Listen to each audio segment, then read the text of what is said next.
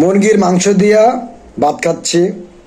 আপনারা ভিডিওটা দেখতে থাকুন, আর ভালো লাগলে ভিডিওটা শেয়ার করে দিবেন, কমেন্ট করবেন ভিডিওটা কেমন হয়েছে। শুরু করি, স্টার্ট। এই যে মুরগির ঝোল, খুব টেস্ট।